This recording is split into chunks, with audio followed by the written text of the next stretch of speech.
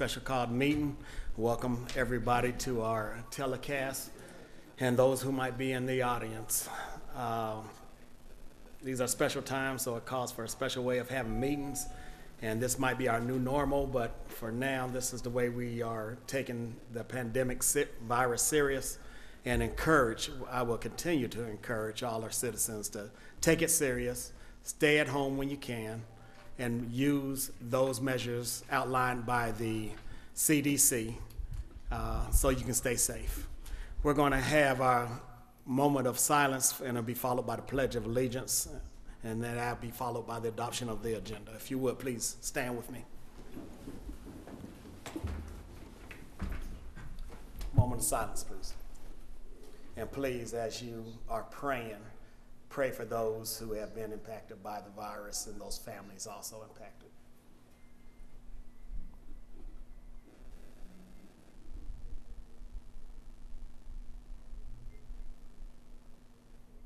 Thank you. I pledge allegiance to the flag of the United States of America and to the republic for which it stands, one nation, under God, indivisible, with liberty and justice for all. Amen.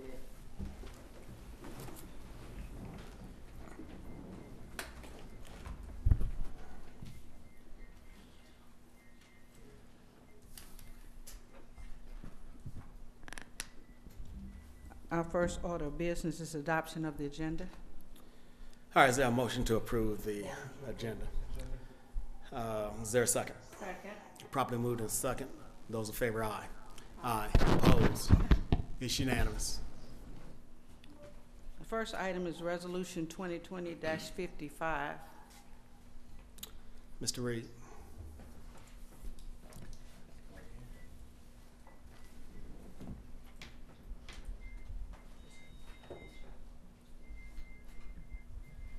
Resolution 2020-55 is a resolution extending the due date for certain requirements in the Chapter 22 of the Code of Clayton County to authorize the Community Development Department to carry out the provisions of this resolution and for other purposes.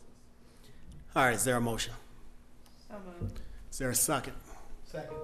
Are there any questions? Any questions? Hearing none, those in favor, aye. Aye. Opposed? It's unanimous. And just for the record, Chairman, maybe you should just explain explain a little bit to people who don't know what that is. okay, basically, I asked for this resolution to extend the deadline time for business license renewal. We all know that our small businesses are in perilous times with this coronavirus. I wanted the deadline date originally, the extension deadline date is March 31st, which is next week. So with everything that our businesses are confronted with, I want to extend that time to June 30th to allow them more time to be able to collect money to be able to pay comfortably for their business license renewals. Any other questions? All right, thank you. And again, like I said, for the record, present in the boardroom is myself, Commissioner DeMont Davis, and Commissioner Felicia Franklin Warner, and Commissioner Sana Gregory and Gail Hambrick are teleconferencing in. Mr. Reed, second.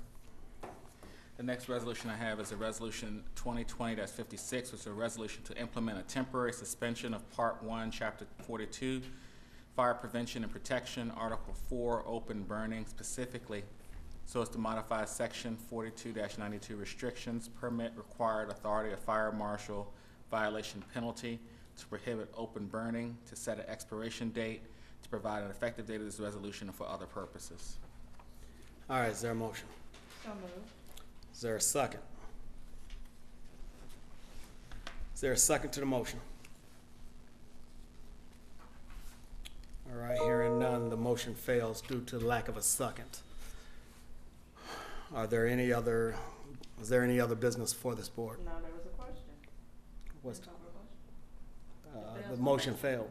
Okay, but I still have a comment. You want to make a statement? I want to make a statement. I specifically asked for this to be on the agenda at the request of the citizens, and considering the fact that the coronavirus does affect their lungs, Our pollen count is already at well over 5,000, which is highest that it's been in a while. And anything that we can do as a board of commissioners, we should do to eliminate as much pollutants in the air. And we are accountable to the people, and so therefore I had it placed on the agenda. But obviously, for whatever reason, there was not a second for us to move forward with it. Well, let me just add to that statement that also conversations with Dr. Toomey, who is the medical public, Department of Public Health doctor or commissioner. In her statement last night or her town hall meeting, she mentioned that the pollen had no bearing on the at-risk people, no more than anything else. And it is at absolute highest levels in a long time. And also, when you think about the burn ban that's currently in place, it is set to end May 1st, which is less than 30 days. And with our police officers and our firefighters who have, matter of fact, we have 7 that's under observation now. We have 3 police officers who are under observation. We're depleting our ranks in terms of the people, our public safety officials who need to be answering serious calls for service. Not saying that those calls would not be serious, but when we instituted the burn ban the first time, the call volume for answering for calls of illegal burning was like 35 calls per day on top of everything else that they had.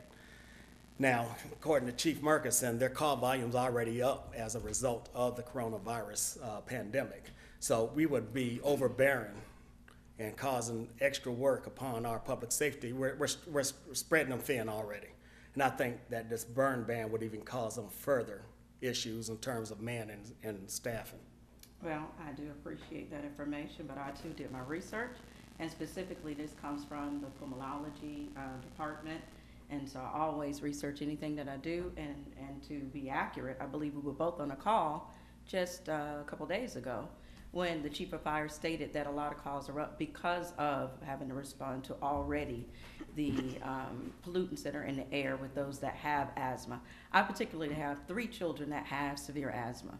And not only my children, but again, I'm accountable to the people, and the people have asked for us to do this. And a lot of times, Mr. Chairman, it's not about just enforcing it. Sometimes it's putting out the narrative so that we can curtail the activities of people as well.